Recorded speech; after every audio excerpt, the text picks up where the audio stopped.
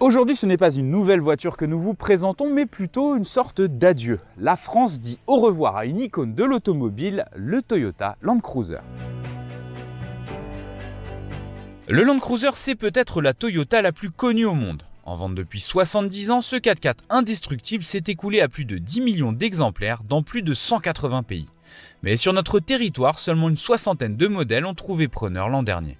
Il faut dire que le malus écologique est passé par là. Par exemple, pour vous offrir cette génération actuelle, en version 5 portes, il vous faudra débourser la modique somme de 100 000 euros. Eh oui, vous entendez bien.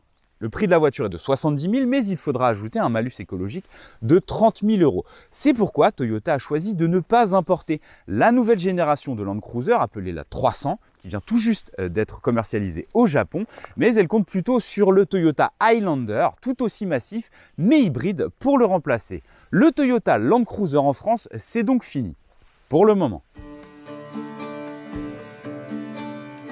Un vieux proverbe dit « Si tu veux t'aventurer dans le désert, prends un Defender. Mais pour en revenir, préfère un Land Cruiser. » Le japonais est l'un des derniers baroudeurs du marché.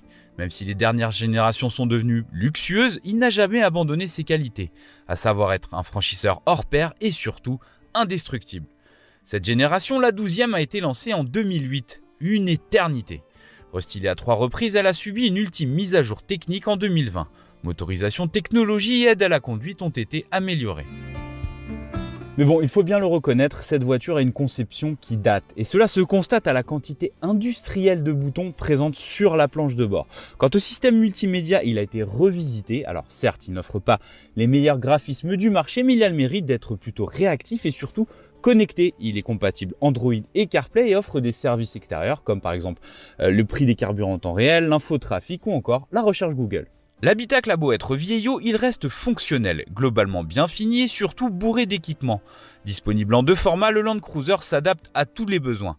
Cette version 5 portes la plus longue est taillée pour la famille, avec une place gigantesque aux jambes à l'arrière, une banquette arrière coulissante et la possibilité d'accueillir 7 occupants. Les 2 sièges additionnels sont escamotables automatiquement et libèrent un volume de base tout aussi généreux de 620 litres. En France, le Land Cruiser n'offre qu'une seule motorisation, un 4 cylindres diesel 2,8 litres qui a vu ses performances grimper l'an dernier. Désormais, la puissance atteint 204 chevaux et le couple 500 Nm. Couplé à une transmission automatique à 6 rapports, cet attelage porte la vitesse maximale à 175 km/h et fait gagner au mastodonte près de 3 secondes sur l'exercice du 0 à 100. Cette augmentation de puissance, c'est bien pour les performances, mais surtout pour l'agrément de conduite. En réalité, c'est l'augmentation de couple qui est bénéfique. Pourquoi ? Eh bien tout simplement parce que la voiture est très lourde, 2,2 tonnes. Du coup, la voiture, on est bien moins à la peine dans les reprises, les relances, quand on doit effectuer un dépassement sur national ou s'insérer sur l'autoroute. En contrepartie, vous allez consommer quand même pas mal, environ 10 litres au 100 aujourd'hui relevés durant notre essai sur un parcours mixte, et vous allez surtout émettre beaucoup de CO2, 250 grammes, ce qui signifie un malus de 30 000 euros.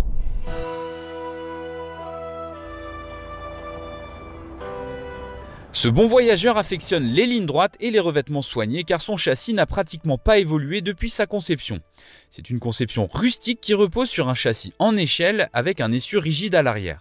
C'est bien pour le tout-terrain, un peu moins sur la route. Il faudra rester vigilant sur le freinage et les transferts de masse dans les virages, même si cette version est équipée d'une suspension pneumatique et d'un contrôle actif du roulis. Mais globalement, cela reste assez facile à prendre en main. Là où le Land Cruiser excelle, c'est en tout terrain. Le 4x4 embarque tout ce qui se fait de mieux à l'heure actuelle pour s'affranchir de toutes les contraintes. Réducteur, blocage de différentiel arrière, contrôle de la motricité, aide à la descente et même 5 modes de conduite. Rien ne lui résiste. S'il existe aujourd'hui un véhicule capable de vous emmener n'importe où, c'est bien lui.